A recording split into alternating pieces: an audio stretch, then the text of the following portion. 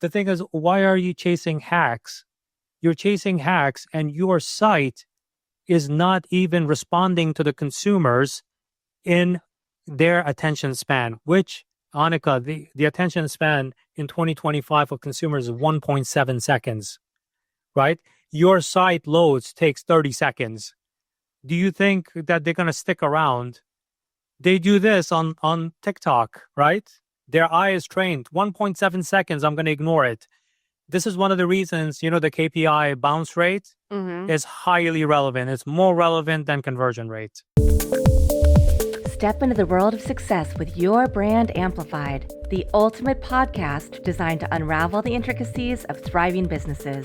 I'm your host, Annika Jackson, and I'm on a mission to uncover the stories, strategies, and secrets that have propelled entrepreneurs and business leaders to success.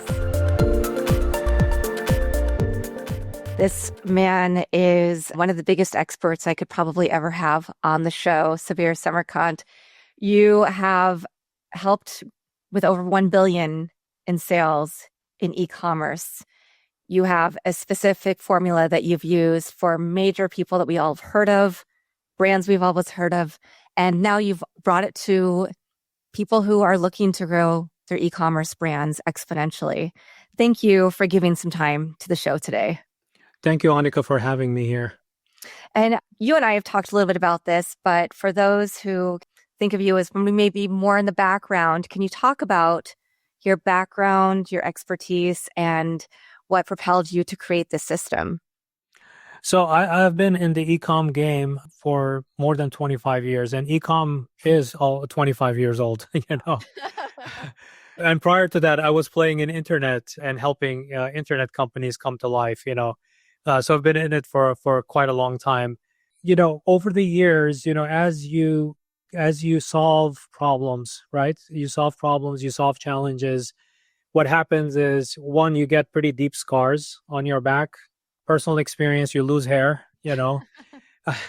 But, with it, if you keep your eyes and ears open, you realize it's a pattern, It's a pattern. It just keeps on repeating. It doesn't matter if it was 25 years ago or it was 2 hours ago when I had my coaching session with my Rapid 2X members, So it's always the fundamentals always make the difference. You have to have the right foundation.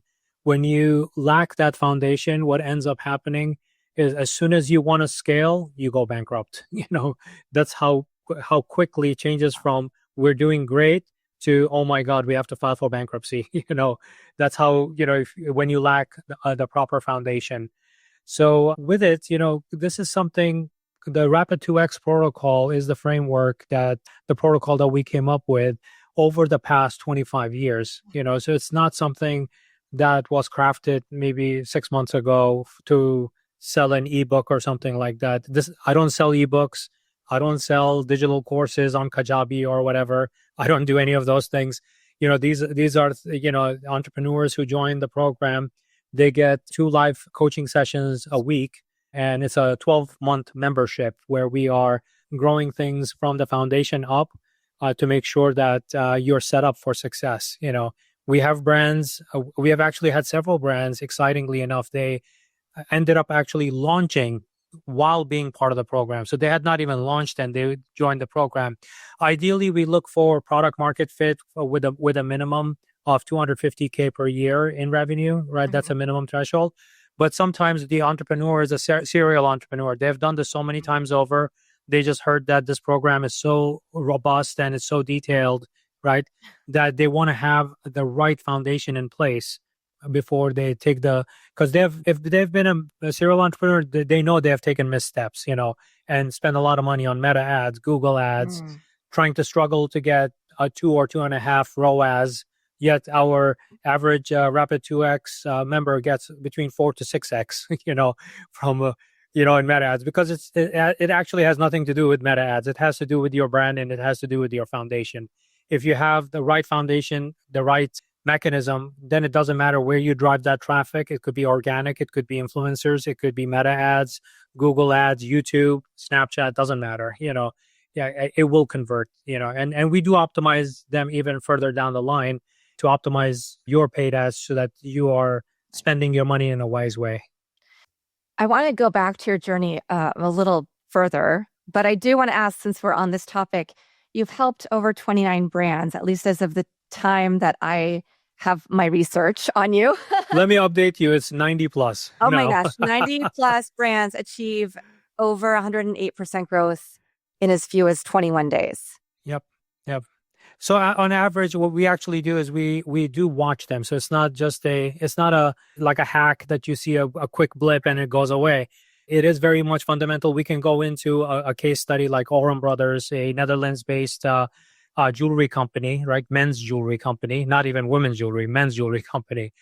And they saw 143% growth in 6 weeks. And then we continued working with them because it's a 12-month membership, So in 9 months, it was September 10th, around like 1 or 2 p.m., they surpassed their full year revenue from prior year. More importantly, it was more profitable because we had increased prices. We increased the margins too. Nice. From September 10 through the holidays, you can imagine, because it's a jewelry business, right? We put up the same number again. So they 2x the entire year, plus they paid off all of their business loans, credit cards, everything, because they were pretty deep in debt, prior to this, because they had taken some missteps. Unfortunately, I mean, I don't want to name the person, but they told me, they confided in me who they had hired. It's a pretty big name, and their team has been around for a while. And that they ended up actually losing money, not even making a break even ROAS and stuff like that. So it's not just about paid media. It's about the holistic approach to your entire business. And e-commerce is just a mechanism, right? You want to make sure that you're in the right business, you're doing the right business decisions, and then layered on top of it, let's optimize all the e-commerce stuff that needs to be done. Yeah, fantastic. And you really honed this working with brands. I mean, from an early age, like you said, you're playing around with the internet before most people knew what it was or even about websites, to working with names like Gary Vee, Neil Patel, Matt Higgins, and creating great products and ecosystems and working hand in hand with them to build their brands to where they are today. Yep. Yeah. So actually, I co-founded VaynerCommerce with Gary Vee. So that's my background with him. Matt Higgins is a recurring shark on Shark Tank. And so I because of him, I got to work with all the sharks on Shark Tank also. That was experience there. And prior to starting my own thing, right, with Rapid 2X and Growth by Sabir, I was known in the circle, like more behind the scenes, like people who knew me, like VCs knew me, angel investors knew me, board of directors knew me. So they would go like, oh, you know what? I got a secret weapon. Let me bring him in, right? And I've worked with Jim Cramer from CNBC, Mad Money, to start up TheStreet.com, work with Tommy Hilfiger, Perry Ellis, all of these guys, right? So, over my career, I've worked with amazing people, did amazing things with them. And with it came a lot of experience that I've garnered over the years. And that's kind of the steady hand you want on your team, right? You want that person to know that not that the person has, because nowadays what I see is folks in e-commerce tend to be hyper specialized, right? Somebody who's very good at, like, or at least they are knowledgeable at, like, meta ads. That's the only thing they do. Right. They have no idea about landing page optimization, even though those two things are connected, right? Those two things are connected like this, and folks who don't understand that, then what they do is, they got to work on audience, better defining audiences. They need to work on better hooks on the ads, or better creative because they hired this amazing creative agency, whatever. But they don't even look at their site to see that, is my site even going to work? Is it going to even work? After we get the click, what happens, right? Most agencies, ad agencies, they focus on before they land on your page, basically. They don't even care about what happens on the site. Could be broken, but they're delivering clicks to it, Which is so vitally important these days, especially as search expands beyond social media into things like LLMs. A lot of people finding businesses there.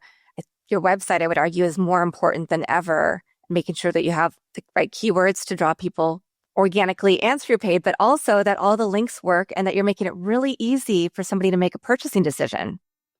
You see, you brought up LLMs, for AI, content is super king. So that's the home of your context about your brand, about who you are, who do you serve, solving problems, FAQ, customer service. Gone are the days that like even Google knows they're in trouble right now, right? People are not looking for keywords with 50,000 pages coming back or 50,000 links coming back. They're looking for an answer. That's it. Yeah. They want that answer. And now consumers have started to understand that, oh, I can go to ChatGPT, I can ask a question, and I would know the answer to that question.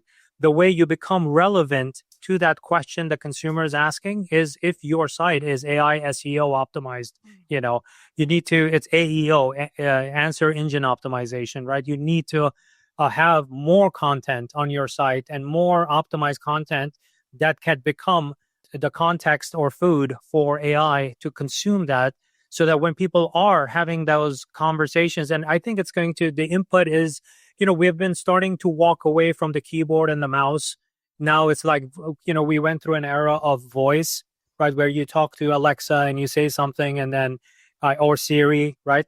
Not so intelligent, but at least it understood certain things to play certain type of music or whatever. But now I think that getting elevated to the next level where you could walk in and have a conversation with the walls like a crazy person, Yeah. that's what you would call a person in the 90s if they were talking to themselves. Like nowadays, you assume that they have a earbud in their ears if What? they're talking like Or they have into the ether. Ray-Ban glasses, or yeah. No, but that is going to become even more and more where your environment becomes context aware, right? From the lens of e-commerce, you become relevant. If I see you wearing these lenses right there, right? If I had something here, go like I take a snapshot of it or somehow, and then go like, what was she wearing? That looks pretty cool. Oh, it's Warby Parker. It's for, I don't know, for $2.99 or something like that, right? It will give me that sort of a thing. Or if I'm watching TV and I like what the actor or actress is wearing, like, can you find me that? And then it can quickly find you that, right? How many times have you watched TV and or a show or something on Netflix? You go like, oh, that looks cool. Let me find out what is she wearing, right? Right now, unless now if you were on YouTube, the shopping links come up. But imagine if it was more aware that you could do that even more. And that's where we do see a lot of streaming platforms trying to go or moving towards, right? I mean, Love Island, everything in the show is shoppable. You just scan the QR code after each episode. We see Netflix is trying to implement some of that. And now they're using Amazon's sales platform to get better quality ads for those who have subscriptions with ads. Amazon trying to do the same thing. So are these areas of opportunity that you see that e-commerce brands that may be smaller can still take part in?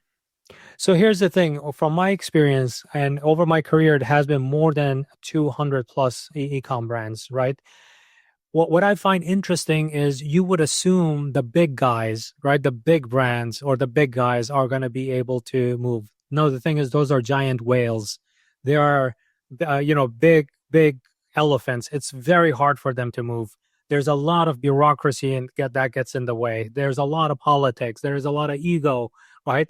And also, added to the ego, there's a whole roster of agencies that touch any business when it gets that big, right? But what I find is, from beyond startup, but the middle ground, they are the ones that are most innovative and they move really fast, right? So if you are a startup, if you are this middle ground I call growth stage companies, right? If you're there, you should just don't assume anything. Just go in, keep testing. Just keep testing. Every day, 365 days in a year, you should be testing every single day. Don't go like, oh, you know what? When the big guys do it, when the big guys do it at their scale, when they get there, they will move fast because of budgets, right? Which you won't be able to match. This is one of the reasons, like the smaller brands, is very hard for them to compete during the holiday season, right? Because of gigantic budgets.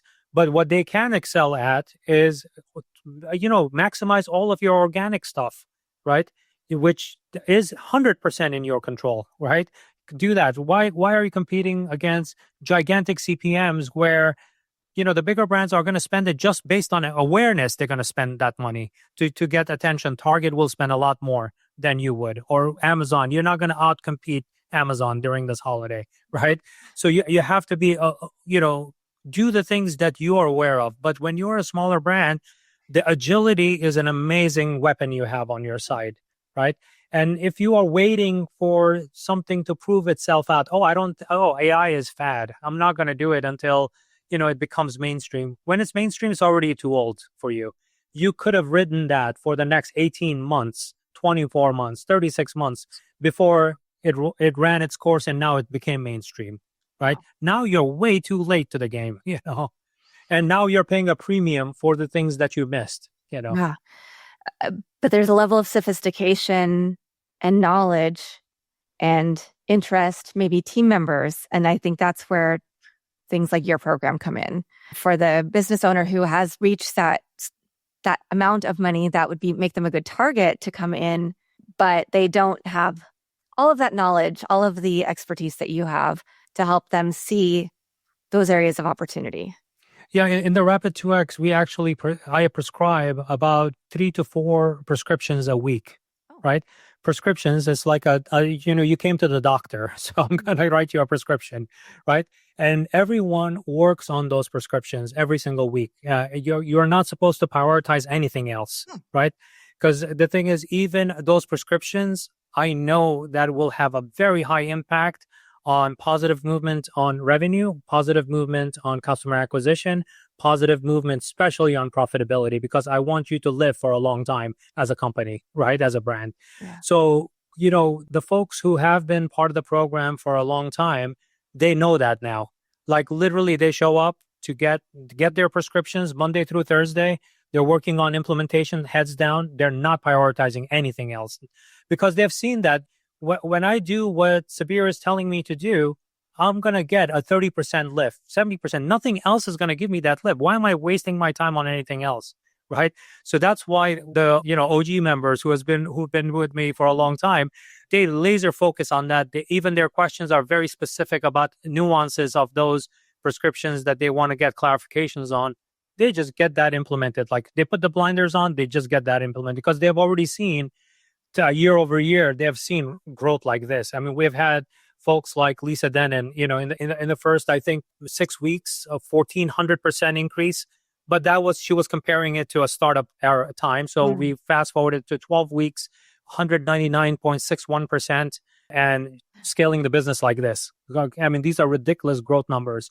But once you start seeing that sort of a momentum, nothing else is important. And to your point about, knowledge is great. And there's a lot of very bad knowledge also on social media, and stuff like that, where if you consume it and you're going down the wrong rabbit hole, right? You think that, oh, you know what? That sounded like a good idea. I'm going to implement that. One, you could be wasting time, definitely, because you want to figure out how to make it work.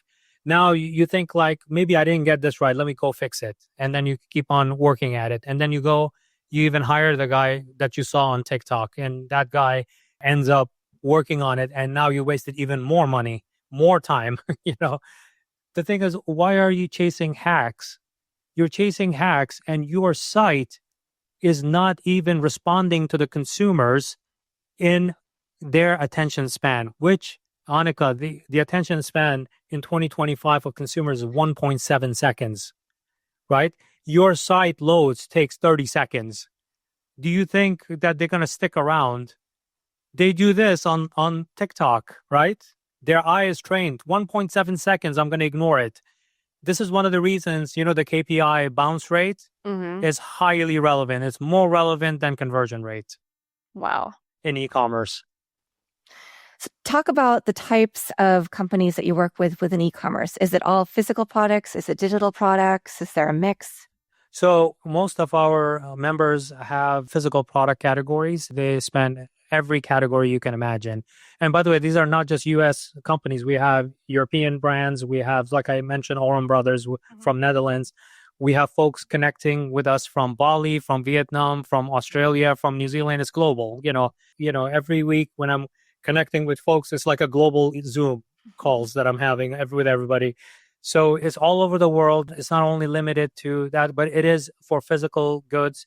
Most of our brands are B2C brands. So I would say about 90% of them are B2C, but we do have B2B e-commerce brands also, which sell to other businesses, not necessarily to consider direct to consumer, Yeah. Okay, wonderful. And what is the biggest mistake that you see companies make when they're trying to develop their organizations, their brands? What are they not putting into place? So I'll tell you the biggest one that I see, right? Well, the top two. The top two I see is the first one being that, oh, I got to pay to grow, right? So I got to pay to grow. Money makes money, right? Or some kind of saying like that, right? It's BS, right? You need to work on your brand. You need to work on your brand in order for it to grow properly, right? So what do? They get into this flywheel of meta ads.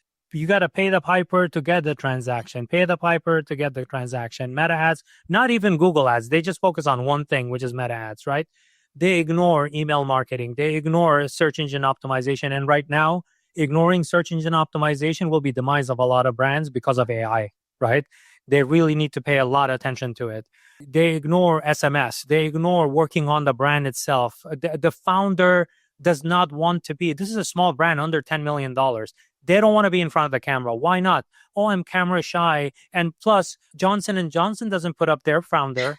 Yeah, their founders are dead. Wow. You are alive. And number two, when you become a multi-billion-dollar brand, I'm not going to complain to you about being in front of the camera, right? You'll hire people to be in front of the camera. But right now, you exist. You should be in front of the camera. You should be selling. Why should I buy the cat water fountain from you and not the 1,000 knockoffs that are from China, right? On Amazon. Why should I care about yours? Oh, Mitzi. Mitzi is your cat. Like, and you talk to me about Mitzi, and that's just a random name. I don't have a cat named Mitzi, right? My cat's name is Heather. So you have to tell me your story. Why should I care about your brand? Because I'm going to get distracted as a consumer by so many other brands, and the one that's going to give me the cheapest price, I'm going to go with that because you did not make a distinguishing mark. Like when I buy this from you, I know that your cat Mitzi loves to drink from that water fountain. You take videos of it, you put it up on the social, you're holding it. It's even that cat is sitting at the Thanksgiving dinner with you, and there's some kind of a comedy related to that or whatever, right? I have a relationship with your brand, right? They don't work on that. They don't work on the brand story. Because the thing is, today's consumer, regardless of where they are on this planet Earth, they're buying stories. They're buying products secondary. The primary thing they're buying is a story, whatever that story is. When you're buying a Tesla, you're not buying an electric car. It's what it represents is what you're buying, right? When you are walking into, why would you want to walk into Burger King versus McDonald's? There is a reason, and it's in your head. That's the reason you're going in there. So it's literally secondary. One is grilled and the other one is whatever, frozen, whatever. Those are marketing speak that you bought in, and it has taken a nice, cozy space in your head, right, as a consumer. But they built it. It took time for what is your story as a brand? What are you? You have to, a lot of brands, a lot of startups, they miss this big part of it, right? And when they are comparing themselves to the bigger brands, they're always thinking like, oh, because this commodity thing is sold for $10.50, mine needs to be $10.35, right? Because I want it to be cheaper. Like, no, but that 1049 has 100 years of, story built into it. That's why they're going to pick that. They're not going to, even if yours is $7, they're not going to pick yours, right? And you're missing that big piece. It's funny because I don't have a physical product, but I wish I did so that I could work with you. But I do look at, in the past, there are times when I've thought I had to compete on price because I needed to prove myself in the market. And now I feel that people should value my expertise and what I've built for myself. I am my best case study for people who want to work with me on podcasting and monetization and those things for this specific area.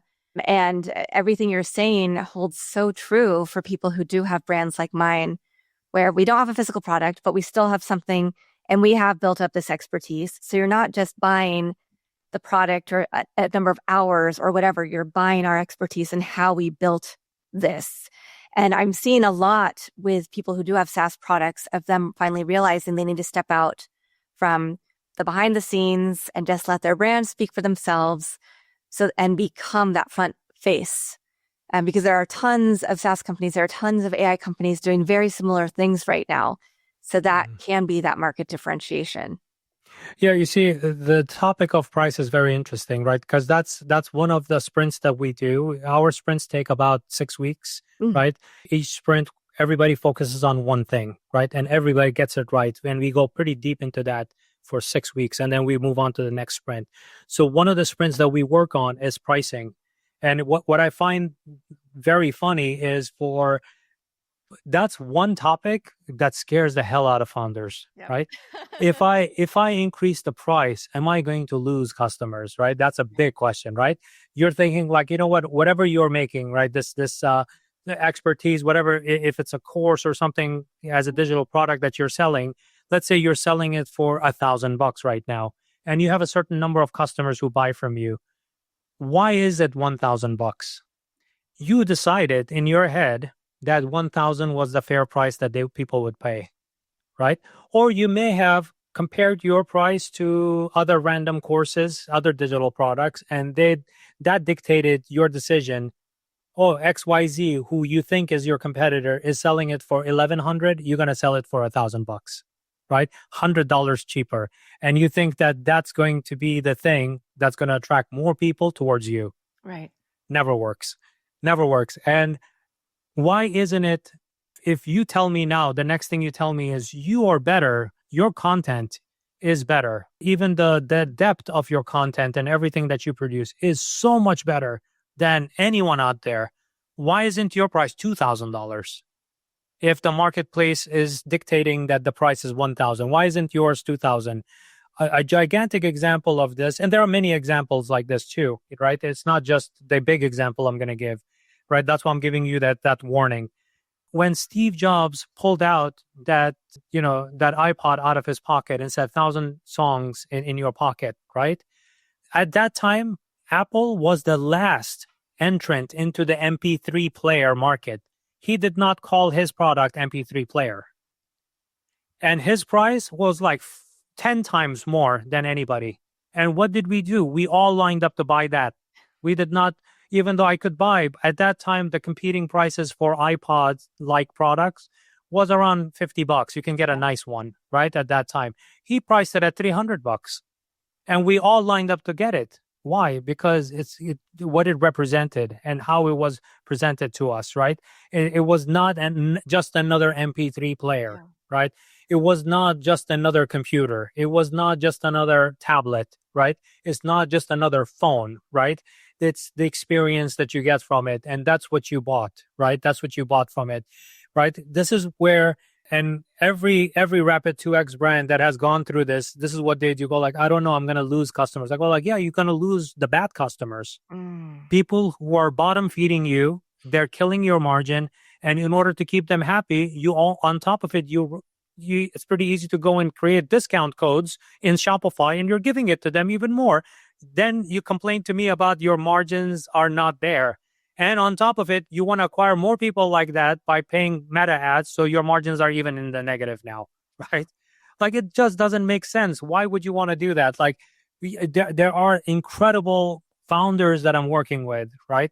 They tell me amazing stories about how they chase this patent on this design, on this invention and stuff like that. And yet their prices are 30% cheaper than Amazon, right? Wow. Like, why?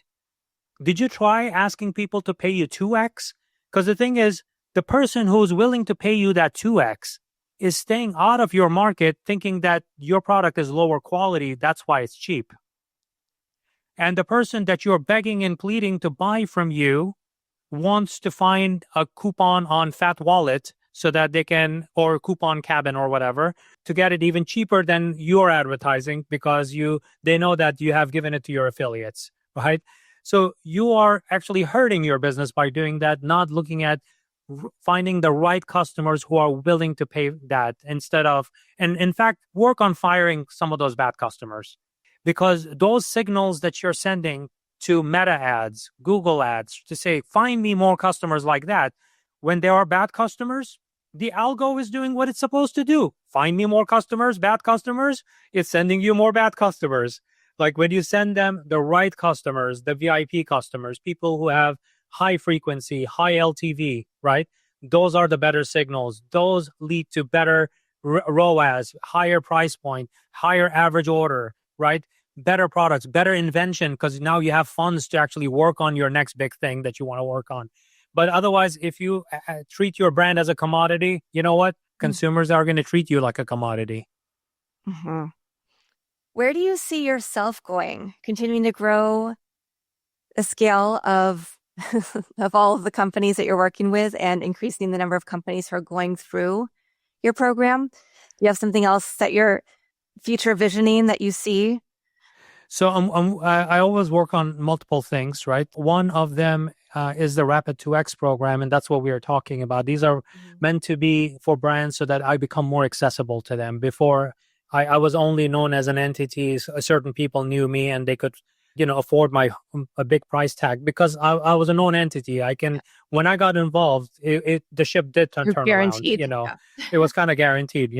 So I became more available through the Rapid 2X program so that, more I can work with more brands. I work with brands, like I said, starting at 250K. There are some exceptions to that rule, but most of them are 250K per year or more, right? And we have Rapid 2Xers that are 10 million plus per year, right? In the same program. And they all benefit and they all see amazing results from it. But we also have, I do have a certain private clients that I work with, that they want that one-on-one attention. But the price tag is obviously bigger because it's not like I have an agency that I hand them off to. I'm the one who I need to have that critical eye involved in it. So I do work with certain brands. And I also have with certain brands I've worked with for a while, I have also joint venture partnerships with them too. So I think those are the three that I'm currently working on. Eventually, I think there is a private equity play. Is an interesting one that would be interesting to get into, where I will be working with brands where I want to invest, personally over time to grow them, and they can see that sort of growth, but in a kind of a joint venture partnership kind of a setup. I have a few of them right now that I'm working with, but I think I want to scale that to a much larger size. Wow. So for those who are listening who don't have a physical product but can still learn a lot from you, or those who have a physical product but they're just, they're in the very early stages, what are some resources that they can go to get some of your advice and your expertise? So if they head over we have actually set up a special link for this podcast, so for your listeners, you can include that in the podcast show notes and stuff. So it's growthbysabir.com/amplified, right? When they go there, that's my site. I have everything that I publish there, whether it's my YouTube or other content. We have also the Rapid 2X protocol book, right, that they can get their hands on, right? They can consume that too. I do regularly post. I'm pretty prolific on all of the social media platforms. So if you type my name in on any of the platforms, you'll find my content and you can follow. But the best place to start would be the website. So if you go there, there will be certain things that you can have access to, like the book, and you can find out about the case studies and stuff like that. We have had some folks that literally they started their journey, and as long as you're not completely green in e-com, meaning that this is not meant to be for people who are, they have a different day job and they're trying to look for a side hustle. That's not my program at all. There are plenty of other programs like that. This one is when you are serious about, what, I'm going to literally burn all the other boats.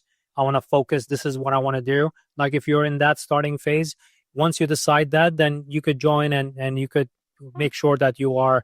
And the program, the 1-year membership is quite affordable. So it's not, because we do offer different payment terms, like a one lump sum you could pay to get a discount. But if you want to go on a monthly payment plan, you could do that too. You can break up your payments for the year so that you could, you could still be part of the program and to make it more affordable.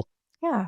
When you decide to, expand it a little bit into other types of products, then let me know. I'll be the first to sign up. Actually, our active members right now, they have been asking for me to, because the thing is, I'm also well known in the Amazon circle, as Amazon sellers, and I actually published an article in with several Harvard Business School professors, right, on Amazon. Should you be selling on Amazon, right?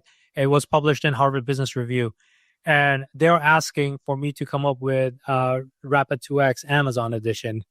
That's another one that's in the works. It's going to take some time because it's not just rushing to bring something to market. It's also making sure that it's going to be one of the best in the world. That's what we have done with the Rapid 2X. It's meant to be for direct to consumer.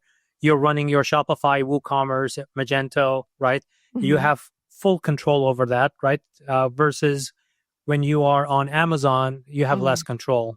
But it's an amazing ecosystem. Well, it's hovering around 250 million active shoppers in a year, right?